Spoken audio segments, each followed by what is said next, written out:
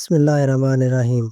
میری ماں تنہائی سے گھبرا کر میرے گھر رہنے آ گئی، لیکن جہاں آتے ہی اس کے انداز بدلنے لگے۔ میری ماں کے آنے سے میرے سسر بھی جوان ہو گئے۔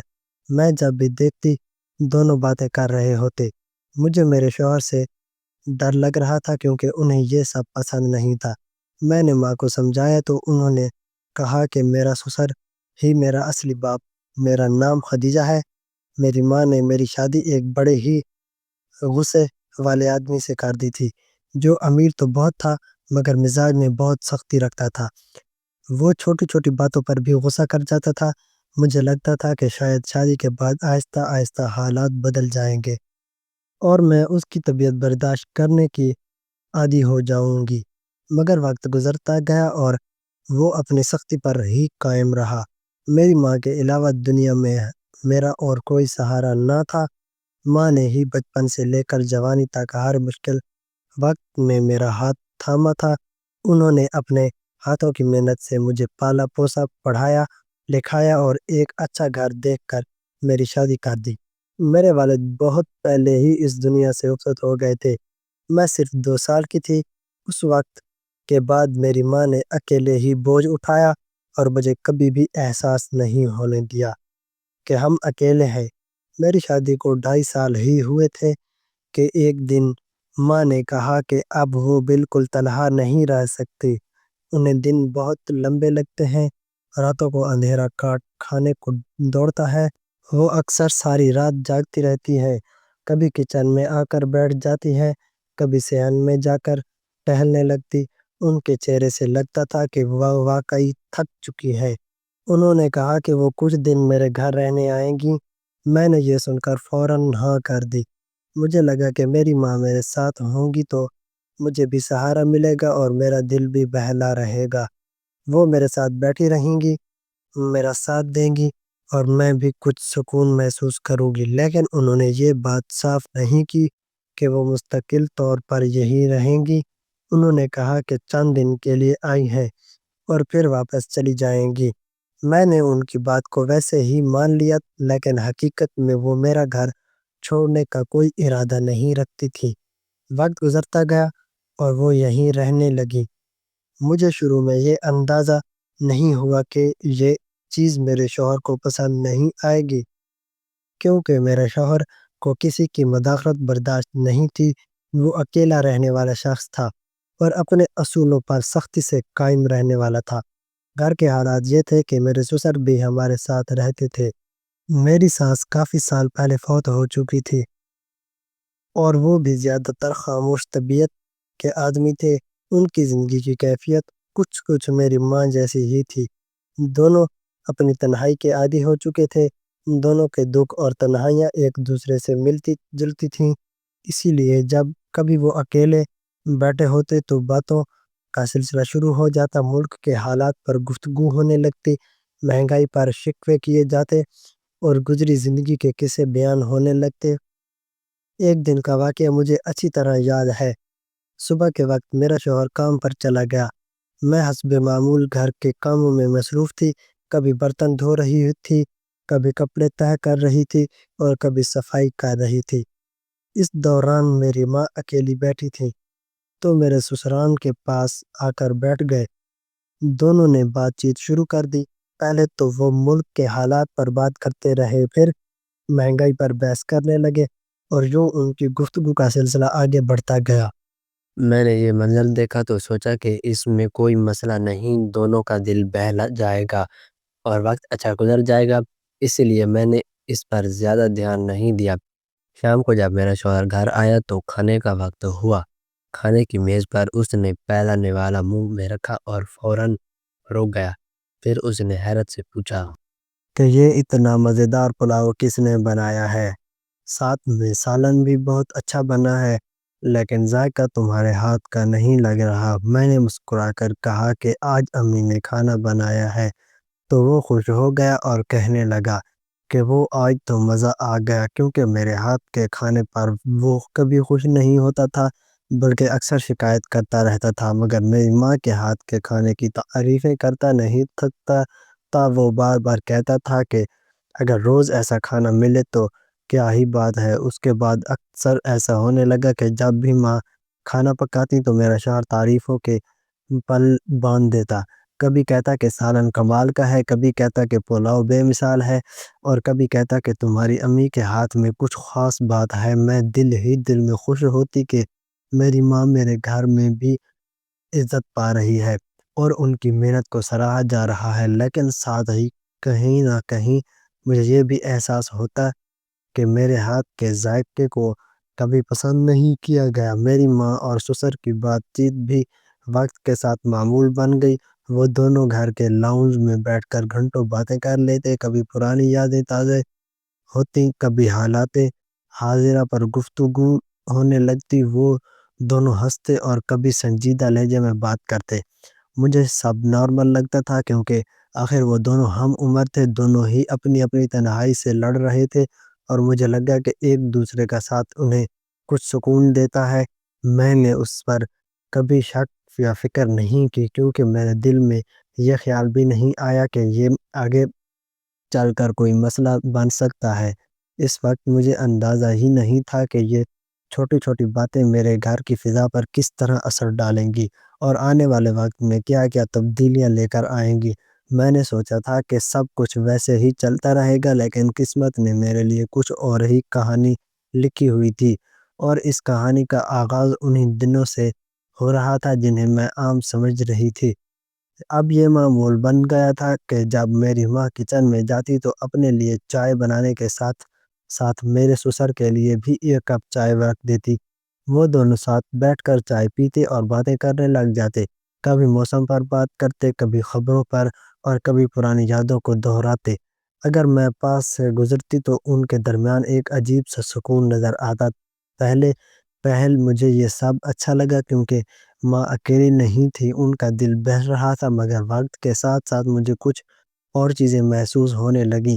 ایک دن صبح مجھے دیر تک نیند آ گئی۔ جب آنکھ کھلی تو یہ دیکھ کر حیران رہ گئی کہ میری ماں نے میرے سسر کو ناشتہ کرا دیا تھا، حالانکہ یہ ذمہ داری ہمیشہ میری ہوا کرتی تھی۔ میرے شوہر کئی بار مجھ پر سخت الفاظ بول چکے تھے کہ میں صبح دیر سے اٹھتا ہوں اور ابو کو ناشتہ کرنے میں دیر ہو جاتی ہے۔ وہ کہتے تھے کہ ابو کی عادت ہے کہ وہ جلدی ناشتہ کر لیتے ہیں اور تمہیں وقت پر اٹھانا چاہیے، ورنہ گھر کے اصول ٹوٹ جاتے ہیں۔ لیکن اب یہ معاملہ ماں نے سنبھال لیا تھا، اس لیے مجھے سکون بھی محسوس ہوا کہ ڈانٹ سے بچ گئی ہوں، مگر ساتھ ہی دل میں یہ خیال بھی آیا کہ کچھ نہ کچھ بدل رہا ہے۔ وقت گزرا تو ایک اور دن ایسا آیا جس نے مجھے چونکا دیا۔ میرے سسر باہر سے کچھ میٹھے کیک لے کر آئے۔ وہ کہتے تھے کہ راستے سے گزرتے ہوئے خوشبو آئی تو دل چاہا خرید لوں، اور سوچا کہ چائے کے ساتھ مزہ آئے گا۔ جب انہوں نے وہ کیک ٹیبل پر رکھے تو میں بھی ساتھ بیٹھ گئی، لیکن یہ دیکھ کر دل پر بوجھ سا آیا کہ وہ صرف 2 پیس لے کر آئے تھے، ایک اپنے لیے اور ایک میری ماں کے لیے۔ میں نے آہستہ سے کہا، یہ تو کم ہے، ہم سب مل کر کیسے کھائیں گے؟ تو مسکرا کر بولے کہ بس خوشبو اچھی لگی تھی اس لیے 2 ہی لے آیا۔ یہ سن کر مجھے عجیب سا احساس ہوا، جیسے وہ صرف اپنی اور ماں کی خوشی کے بارے میں سوچ رہے تھے۔ اب ان دونوں کی گفتگو پہلے سے زیادہ ہونے لگی۔ وہ بیٹھے بیٹھے ہنستے بھی تھے، ایک دوسرے کو باتوں میں چھیڑتے بھی تھے، اور اکثر میں یہ سب دیکھ کر حیرت میں پڑ جاتی تھی کہ یہ کب سے اتنے قریبی ہو گئے ہیں۔ پہلے تو بس عام بات ہوتی تھی، لیکن اب ان کے لہجوں میں نرمی اور قربت جھلکتی تھی۔ ایک دن کا واقعہ مجھے ہمیشہ یاد رہے گا۔ ماں نے مجھے آواز دی اور کہا کہ ذرا چوڑیاں دکھاؤ، تیرے پاس اگر کوئی سیٹ ہو تو دے دو۔ میں نے حیران ہو کر پوچھا کہ امی آپ چوڑیاں پہنیں گی؟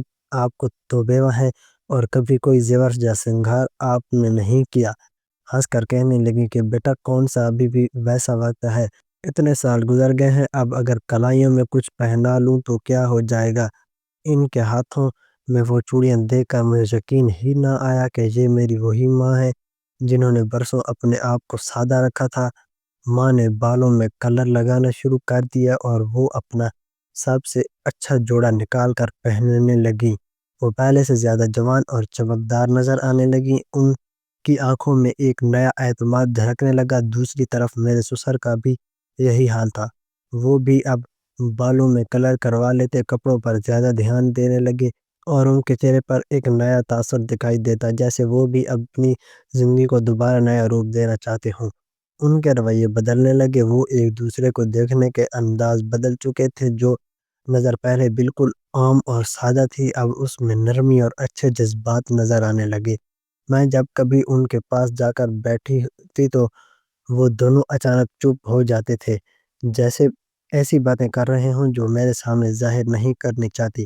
یہ رویہ مجھے بہت عجیب لگا، کیونکہ پہلے وہ میرے سامنے بھی کھل کر بات کرتے تھے، لیکن اب مجھے دیکھ کر سنجیدہ ہو جاتے۔ پھر ایک دن اور حیرت انگیز بات سامنے آئی، مجھے پتہ چلا کہ وہ دونوں بازار گئے تھے اور وہاں سے سیدھے ایک پارک میں بھی گئے تھے۔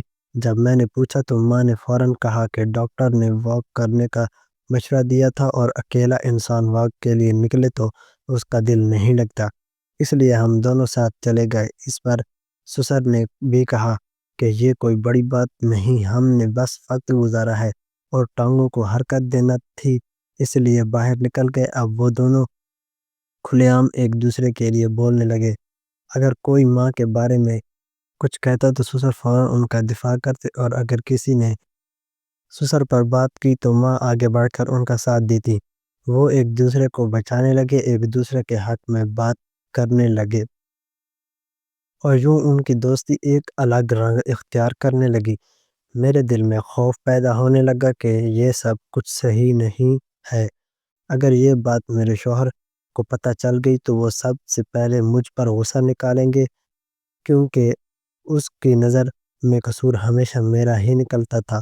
وہ کہتا تھا کہ گھر کے ماحول پر میری نظر ہونی چاہیے، اگر کوئی گڑبڑ ہوئی تو ذمہ دار بھی میری ہی، اس لیے میں اندر ہی اندر بے سکون ہو گئی تھی۔ وہ دن بھر گھر سے باہر رہتا تھا، اس لیے ابھی تک اسے کوئی شک نہیں ہوا تھا، مگر مجھے تو صاف نظر آنے لگا تھا کہ حالات ایک ایسے راستے پر جا رہے ہیں جہاں سے پلٹنا آسان نہیں ہوگا۔ پھر یہ بات بھی سامنے آئی کہ میری ماں نے تو ہمیشہ کے لیے یہی رہنے کا فیصلہ کر لیا ہے، کیونکہ جب مہینہ پورا ہوا تو ان کے مکان مالک نے کہہ دیا کہ اپنا سامان نکال لو۔ مجھے لگا کہ اب وہ واقعی واپس چلی جائیں گی، لیکن اگلے دن ہی ان کا سامان ہمارے گھر میں آ گیا اور کمرے کے کونے میں رکھ دیا گیا۔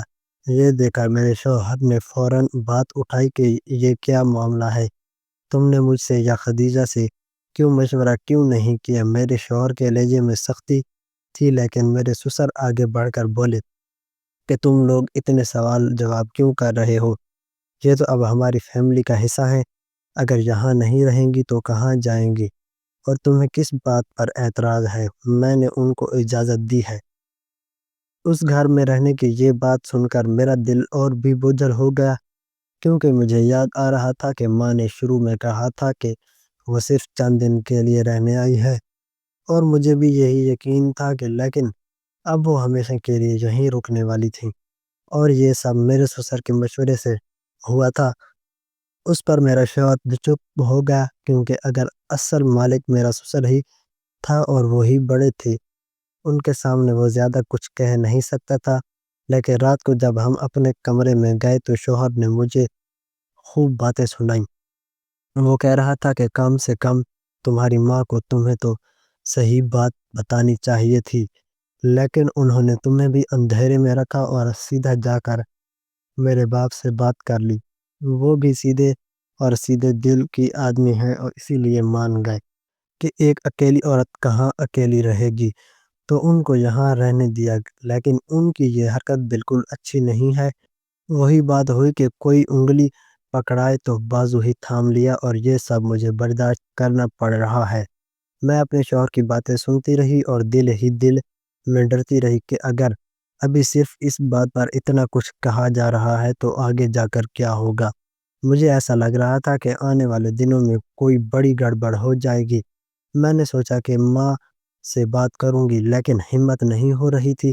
اگلے دن جب میں ماں کے کمرے میں گئی تو حیران رہ گئی۔ وہ آئینے کے سامنے بیٹھی میک اپ کر رہی تھیں، ان کے ہاتھ میں لپسٹک تھی اور چہرے پر کریم لگا رہی تھیں۔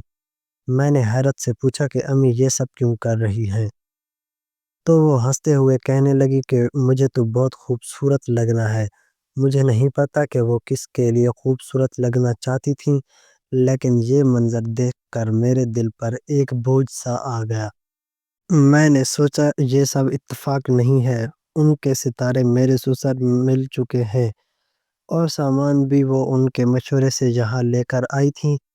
اس کا مطلب یہ تھا کہ وہی بات تھی جو بالکل نہیں ہونی چاہیے تھی۔ میرے ذہن میں طرح طرح کے خدشات آنے لگے کہ اگر میں نے بر وقت کچھ نہ کیا تو میرا گھر برباد ہو سکتا ہے۔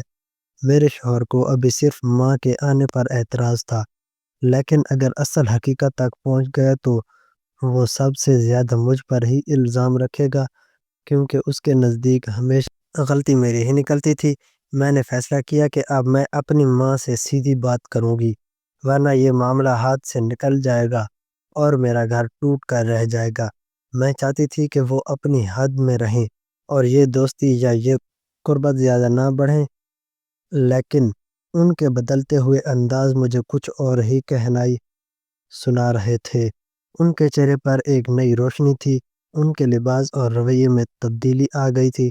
وہ اب پہلے والی سادہ عورت نہیں رہیں، وہ اب جوان نظر آتی تھیں اور اپنی ذات پر ویسا ہی دھیان دینے لگی تھیں جیسا کہ کوئی نئی دلہن کرتی ہے۔ یہ سب دیکھ کر میرا دماغ الجھ گیا تھا اور دل ڈوبنے لگا تھا۔ میں نے سوچا کہ مجھے اپنی ماں کو روکنا ہی ہوگا، کیونکہ اگر یہ سب ایسے ہی چلتا رہا تو میں اپنے شوہر کے سامنے کبھی بھی سر اٹھا کر کھڑی نہیں ہو سکوں گی۔ میں نے اپنی ماں سے بات کرنے کا فیصلہ کیا۔ جب ان کے کمرے میں گئی تو وہ پھر سے آئینے کے سامنے بیٹھی تیار ہو رہی تھی۔ انہوں نے اچھے کپڑے پہنے ہوئے تھے اور لپسٹک لگا رہی تھیں۔ میں نے حیرانی سے پوچھا کہ امی یہ سب کیا ہو رہا ہے؟ تو ہنستے ہوئے کہنے لگی کہ کچھ نہیں، بس ایسے ہی تیار ہو رہی ہوں۔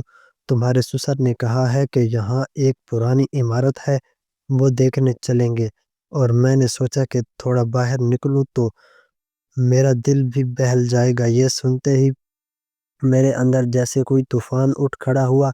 میں نے غصے سے کہا کہ آپ پرانی عمارتیں دیکھنے جائیں اور میری نئی نویلی زندگی کو برباد کر دیں، کیا یہ انصاف ہے؟ میری بات سن کر وہ چونک گئی اور بولی کہ کیا مطلب ہے تیرا؟ میں نے بغیر سوچے سمجھے دل میں جو آیا کہہ دیا۔ میں نے کہا کہ آپ کو اندازہ بھی نہیں ہے کہ آپ کیا کر رہی ہیں۔ آپ کو لگتا ہے کہ آپ کی حرکتوں کا کسی کو پتہ نہیں چلے گا، مگر یہ سب صاف دکھائی دیتا ہے۔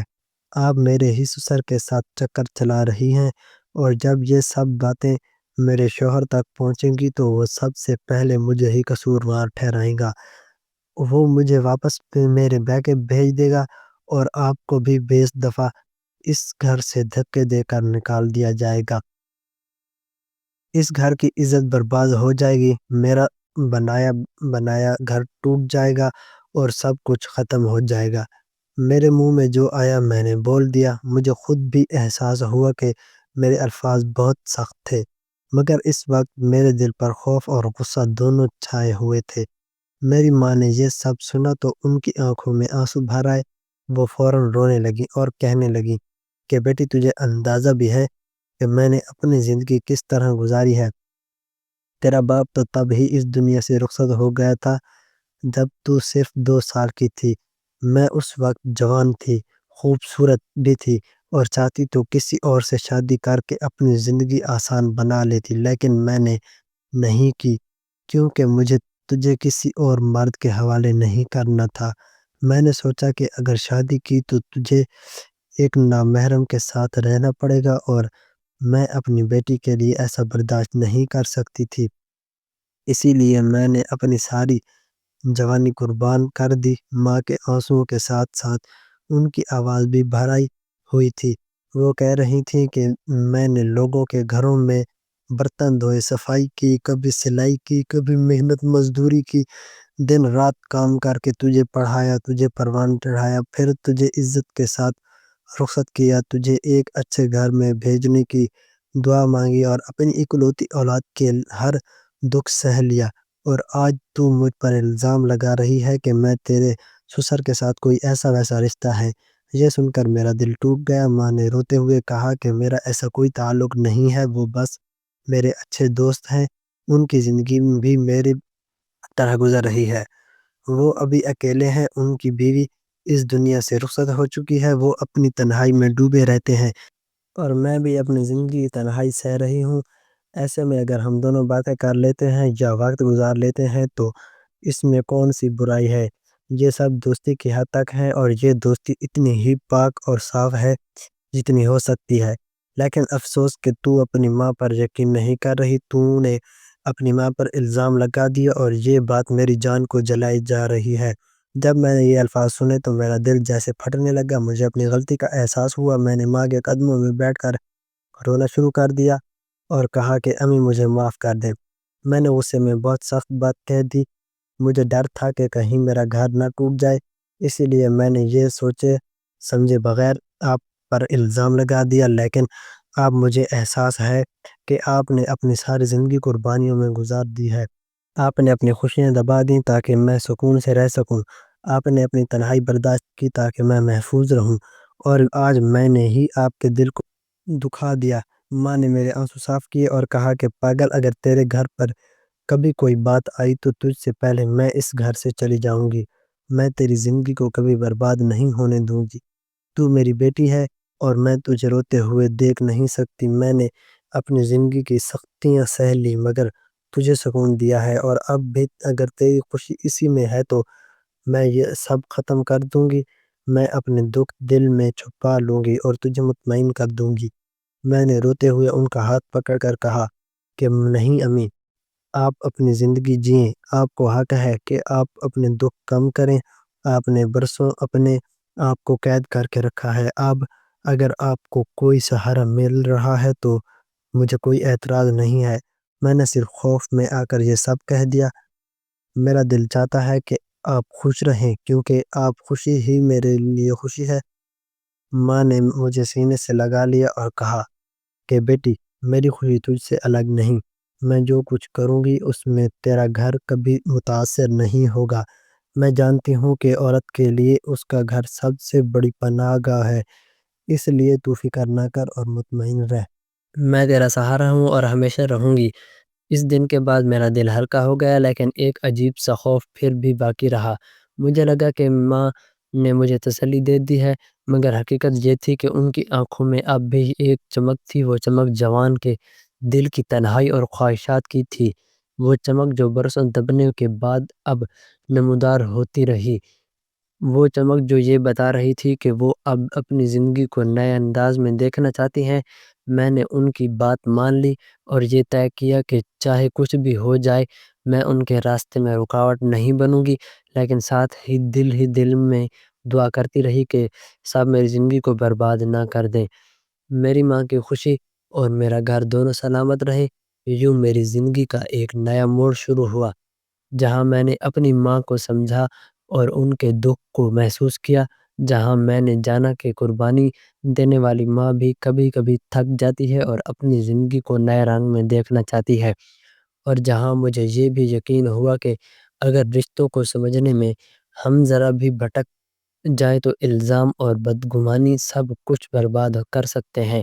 اس لیے کبھی کسی کے دل کو سمجھے بغیر اس پر الزام نہیں لگانا چاہیے، خاص طور پر اپنی ماں پر جس میں زندگی بھر اپنی اولاد کے لیے سب کچھ قربان کر دیا ہو۔